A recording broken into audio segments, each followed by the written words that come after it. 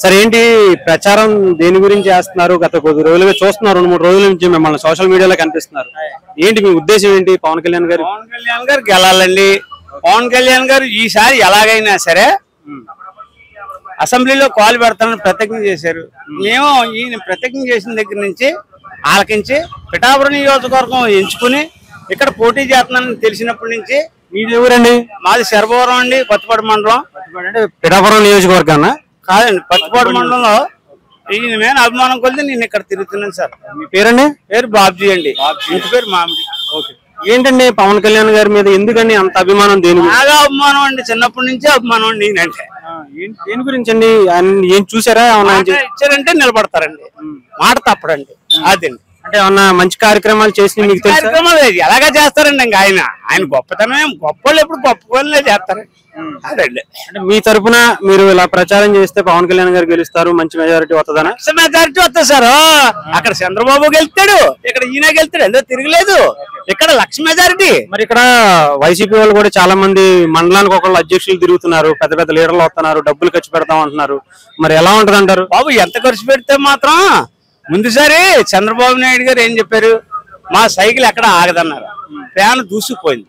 అలాగే ఇప్పుడు fan ఆగిపోద్ది, cycle దూసుకుపోద్ది, గ్లాసులు వేసిపోద్ది. ఇంక అంతకంటే ఏం చెప్పేది ఏం లేదు కదా. గొప్పలు చెప్పుకోవడం దేనికి? ఎన్ని రోజులు నుంచి తిరుగుతున్నారు ఇలాగా? నేను ఇప్పటికి 4-5 రోజులు పట్టి తిరుగుతున్నాను బాబు. అండి ఒక పూట భోజనం, రాత్రిలో ఒక పూటే చేస్తాను. ఉదత్మానం ఇంక చేయడం ఉండదు, నిరహార దీక్ష. ఎన్నికల కమిషన్ దీక్ష పెట్టారా పవన్ కళ్యాణ్ గారు సీఎం అవ్వాలని? సీఎం అలాగే అవుతారు. నెక్స్ట్ ఈ టిప్కి లేదు, మీరు అలాంటివి పెట్టకూడదు. ఇప్పుడు ఈసారి మీరు ఆ ట్రాఫిక్ వచ్చారు కాబట్టి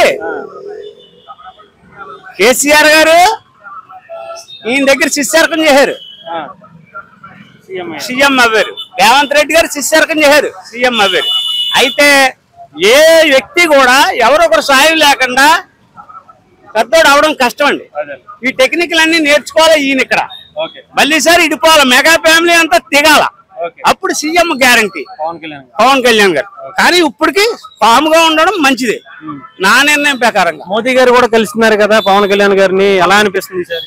మోడీ గారు 3 ఉన్నారు కదండి, నేను పెట్టుకున్నాను కదా 3ని. మంచిదా? మోదీ గారి గురించి తెలుసా మరి? తెలుసండి, బోర్డు మంచి పనులు చేశారు కదా ఆయన. మోడీ గారు ఉండవలసినదే.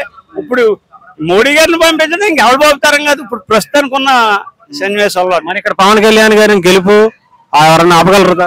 ఎవరు ఆపలేసారు? సముద్రాన్ని ఎవరు ఆపుతారండి? సముద్రం ఎంత ఉంటుందో ఎవరో తెలుస్తుందండి. ఇప్పుడు ఎవరి గుండెల్లో ఏముందో ఏం తెలుస్తుంది బాబు? డబ్బు కమ్ముడు అయిపోతారు అనుకున్నది కళ. డబ్బు ఇస్తే పుచ్చేసుకునే వాళ్ళు ఉంటారు. ఇప్పుడు నేను ఉన్నానండి, నాకు రూపాయి పని లేదండి. రోజుకి 200-300 రూపాయలు డ్రింకులు ఆడినా చూడాలి.